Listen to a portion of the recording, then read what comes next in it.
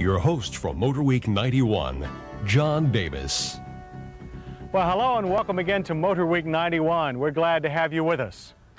There are Ferraris and then there are Ferraris. Most are two-seaters, but for nearly 11 years, the most consistent seller in the Ferrari range has been its only four-seaters, the Mondial Coupe and Cabriolet.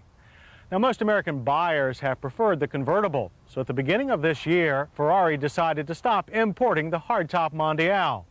Well, being the hardcore Ferrari fan that we are, we couldn't let the Mondial Coupe leave without a proper send-off. So we secured one of the last Mondial Coupes to enter the country and took it to Roebling Road Raceway for a goodbye that we won't soon forget.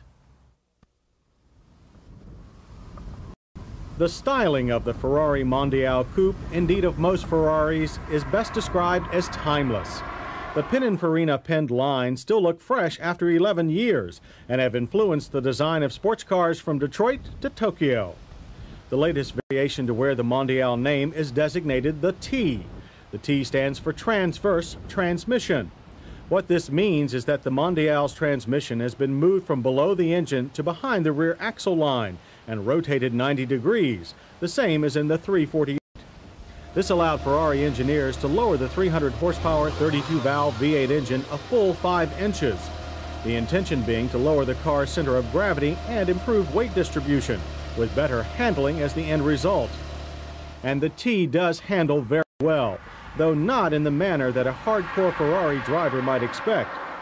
On a beautiful day at Georgia's Roebling Road Raceway, the Mondial exhibited more predictable behavior than its two-seat relatives, pushing gently into a corner and announcing its intention to oversteer well in advance.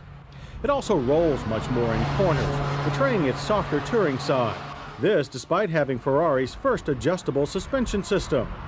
Flick a dash-mounted switch and the valving in the Mondial's Bilstein shocks adjust to either a stiff handling mode or a softer touring feel. But even on the harder of its two suspension settings, the Mondial T does not have the nervous feel of the 348. Though it's hardly a luxury sedan, the heavy steering requires a firm hand, and if a careless driver pushes it too hard, it will bite back as hard as any other Ferrari. But unlike any other Ferrari, the Mondial T is a true touring car, able to eat up long stretches of highway without pounding its driver to death. That is, as long as the driver fits into the cockpit. Ferraris have never been noted for their sterling ergonomics, and the Mondial, even with last year's completely new interior, is no exception. As much as we enjoy the sound and feel of driving the Mondial, we must admit that these are some of the least comfortable seats that we've ever planted our collective butts in. They face a comprehensive set of large analog gauges. The shorter drivers on the staff adored them, while the taller ones griped about the steering wheel position, which blocked half of the cluster even with its tilt adjustment.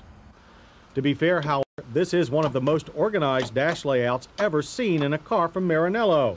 Only the 348 is better. Controls are actually organized by function and well marked. Naturally, if you are used to the hospital-like cleanliness of, say, a Japanese car, this bit of Italian anarchy will still unsettle you. But then you take a Ferrari for what it is. If you don't like it, buy an NSX. The Mondial's 5-speed manual shifter, with its gates and European reverse pattern, requires a firm, precise shove into each gear. It engages with the solid mechanical sound one expects from an Italian gearbox. Rear seat room is 2+2 tight, as expected, and the seats are as uncomfortable as those in front.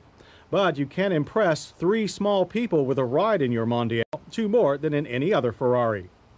And you can even carry some luggage, though the compact trunk is hardly sufficient for cargo ×4. The Mondial Coupe was the least expensive Ferrari, costing $88,000. The surviving Cabriolet will run a higher $109,950. But while relatively inexpensive, the Coupe still runs like any other Ferrari. Lay into the gas and the car responds with a 0 to 60 time of 6.6 seconds. The quarter mile takes 15 seconds, ending at 98 miles per hour. High rev launches are a necessity since the engine is strongest in the middle and upper part of its power band. But once up to steam, it pulls as hard as anything on the road. It stops very well too, with big ABS-equipped disc brakes yanking down from 60 in an average distance of 105 feet. The plentiful pedal feel and firm control were much appreciated on the twisting Roebling circuit, especially when entering the tight confines of Turn 1 at speeds that sometimes exceeded 130 miles per hour. But raw speed is not the essence of a car like the Mondial. Plenty of other cars will go as fast, but none with the sound and feel of the prancing horse.